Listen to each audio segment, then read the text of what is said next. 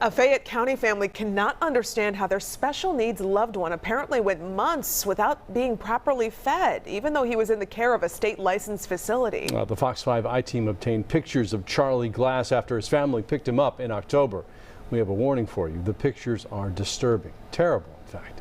Fox 5 I-team reporter Randy Travis here now with what he uncovered. Randy. Well, Courtney, in the months after he was born prematurely to a cocaine-using mother, Charlie's luck changed in a snap.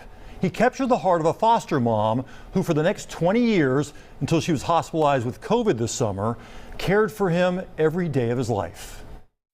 You didn't have to take him. I know I didn't, but I fell in love with that little wrinkled up little baby. You should have seen a little white thing laying there. He was all wrinkled up and everything. I go, oh my God, that's my baby. So Betty Glass took Charlie into her Fayetteville home, just like she had with so many other foster children. They fit birthday parties between the 3 heart surgeries, family fun for a child who would never talk, and until more surgeries, had club feet and an extra finger. I found joy in taking care of that little baby. Eventually, Betty Glass officially adopted Charlie, now Charlie Glass. Betty still calling him her baby. Diapers a permanent part of his life. A feeding tube to nourish him, along with a few favorite foods he liked to be spoon-fed. And things were going fine? Yeah, everything was going good. And then you got sick. Then I got sick. She got COVID, spending weeks near death. She had not been vaccinated. Charlie moved in with Betty's daughter and son-in-law, but they realized they couldn't care for him indefinitely. I knew wherever he was going, I had to make sure that it was going to be a proper place for him. That place, recommended, they say, by the state, was the Michael House in Cordele, about 3 hours away. Son-in-law Leon Stanley interviewed the owner, Anthony Bowen. He showed me his particular home, the bed Charlie be sleeping in his room, everything looked beautiful. Charlie would wind up living here for about 6 months. Finally, when Betty rallied and was able to come home from the hospital, the family drove down to Cordele to pick up her baby.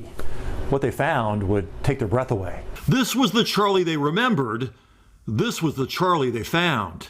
It was just, I mean, we were just crying. It was horrible. We all just sat there. I mean, we was just looking Charlie over. I mean, just in shock. I'm like, this is not Charlie. What happened to him? According to the family's complaint to the state, Michael House's owner, Anthony Bowen, admitted Charlie's lost some weight when they picked him up. He insisted it was only 7 pounds. But medical records show Charlie weighed just 63 pounds during his September checkup while at the personal care home, a drop of 22 pounds from his last doctor visit in March 2020. And if you got nurses in that facility, who's checking on him? He has a feeding tube.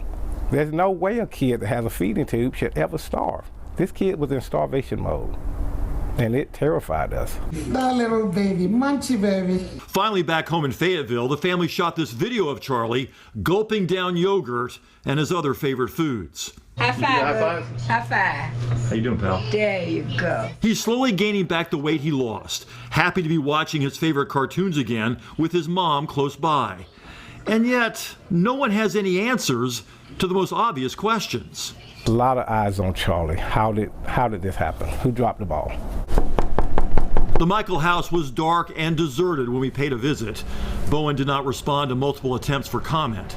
The Georgia Department of Community Health would not confirm they're investigating, only that they're aware of this situation. They got their license in November of last year.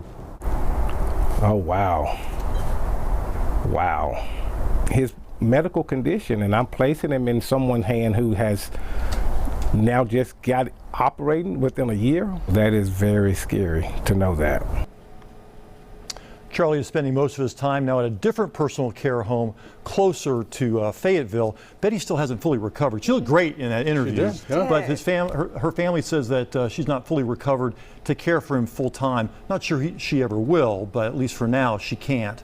And so she visits with him certain days of the week, and that's why she was there with him that day when we talked to them. Yeah. It was so hard to look at those pictures of Charlie. I can't imagine how much harder it must have been for his family to see him like that. And they are actually grateful that it wasn't worse, because think about that. She was near death in the hospital for several weeks. She was in a coma, actually.